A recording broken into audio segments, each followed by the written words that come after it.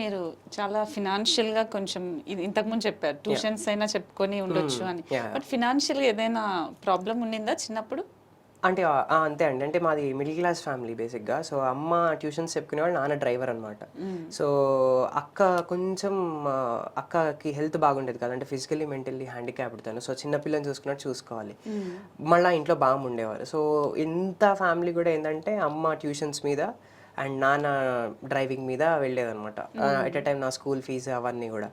So, ఏంటంటే everything what I learn is like ఇంక నేను ఏది చేసినా ఇంకా I'm the one to make my family grow అన్నట్టు పరిస్థితి అనమాట. సో ఇప్పుడు ఈ టైంలో ఇలా ఉండడానికి కారణం ఇంత ఇది చేయడం ఆబ్వియస్లీ అమ్మ నాన్న పడిన కష్టం. And so obviously financial troubles ఉండటం వల్లనే ఇలా సంగీతానికి వెళ్ళాలి, లేకపోతే వీటికి క్లాసెస్ చెప్పుకోవడం అనుకొని వచ్చింది అంతే. ఓకే. బట్ మీరు స్టడీస్‌కి కూడా ఇలా కొంచెం చదవడానికి కూడా ఇబ్బంది పడ్డారని, సో సరిగమపలో ప్రదీప్ మీ ఫీజ్ పే చేశారని తెలిసింది. సో ఎలా? బీటెక్ అసలు నేను వస్తాను అనుకోలేదు, డిగ్రీ తోటి వెళ్ళిపోదాం అనుకున్నాం. బట్ నేను అమ్మ అంటే పర్లేదురా ఏదో ఒకటి చేసైనా మనం బీటెక్ ఫీజు కట్టుకుందాము అని చెప్పి I was into BTech. And I don't know ఇలా ఆపర్చునిటీ వచ్చింది and episodes was going on. And ఆ ఎపిసోడ్కి నాన్న ఇంకా మా సార్ వచ్చారు. సో నా గురించి బాగా చదువుతాడు, టాపర్ అని చెప్పడం జరిగింది. Even I was topper in the class, 10th inter BTech కూడా. సో రెండు ఇట్లా చదువు రెండు బ్యాలెన్స్ చేసుకుంటూ కూడా I was having great GPA, some around 9.2 CGPA అనమాట. సో అలా ఉండడం మా సార్ అంతా వచ్చి చెప్పారు. But I don't know on spot decision was Pradeep అన్న ఒకేసారి ఇలా అనౌన్స్ చేసేసారు అనమాట. ఇప్పటి నుంచి పవన్కి బీటెక్ అయ్యే ఖర్చు నేను చూసుకుంటాను, ఫీజు కడతాను అని. So that was a special moment and life changing moment to me అనమాట. సో ఎంత అవుతుందో తెలీదు. సీట్ వచ్చింది, ఎంసెట్ సీట్. బట్ దానికి స్కాలర్ కాకుండా ఇంకా మేము అడిషనల్గా కట్టాల్సి వచ్చేది ఫీ. సో ఆ ఫీ అంతా కూడా పాపం అన్ననే 3 years కట్టారు. అండ్ దాంతోపాటు మా అమ్మ ఫ్రెండ్ సుధా గారు అని ఒక ఫ్రెండ్ ఉంటారు, ఆవిడ కూడా మాకు బాగా హెల్ప్ చేశారనమాట, మా సార్ ఫిజిక్స్ సార్ వాళ్ళు. సో ఆ రకంగా బీటెక్ బాగా వెళ్ళింది.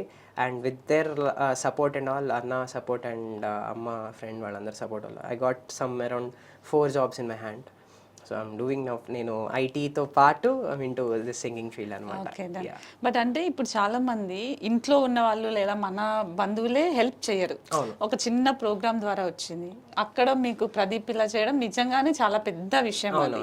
సో ఇప్పుడు టచ్ లోనే ఉంటారు. అన్న పాపం ఇప్పటికీ ఫోన్ చేసి మాట్లాడుతుంటే, అసలు నాకు ఫస్ట్ అన్న హెల్ప్ చేస్తా అన్నప్పుడు అన్నను వెళ్ళి అడగడానికి మొహమాటం, నాకు భయం బేసిక్గా. అరే అన్న వెళ్ళి అప్రోచ్ అయ్యి అన్న కడతానన్నారు కదా అని అడగడం మొహమాటం. బట్ అన్ననే ఫోన్ చేసేవాళ్ళు ప్రతిసారి. లాక్డౌన్లో ఆ పీరియడ్ కదా, లాక్డౌన్ పీరియడ్ అవ్వడం వల్ల ఇంట్లో అంతా బాగానే ఉందా, సరుకులు అవన్నీ ఉన్నాయా, ఏమైనా హెల్ప్ కావాలా, అప్ప అదా కూడా అడిగేవారు అన్న. సో వెరీ ఫార్చునేట్, అసలు దేవుడు ఆ రూపంలో వచ్చి మాకు సహాయం చేశారు. ప్రదీప్ గారి గురించి ఒక్క వర్డ్ ఏదన్నా చెప్పాలి అంటే? డార్లింగ్. అసలు చాలా ఇదండి, అంటే సెట్లోకి వచ్చినా ఎక్కడికున్నా వైబ్ అన్నది, అన్న సెట్కి వస్తేనే ఆ వైబ్ ఉంటుంది, పాజిటివ్ వైబ్. అప్పటిదాకా మేము టెన్షన్స్ పడుతూ ఉంటాము, బాబాయ్ పాట పాడాలి.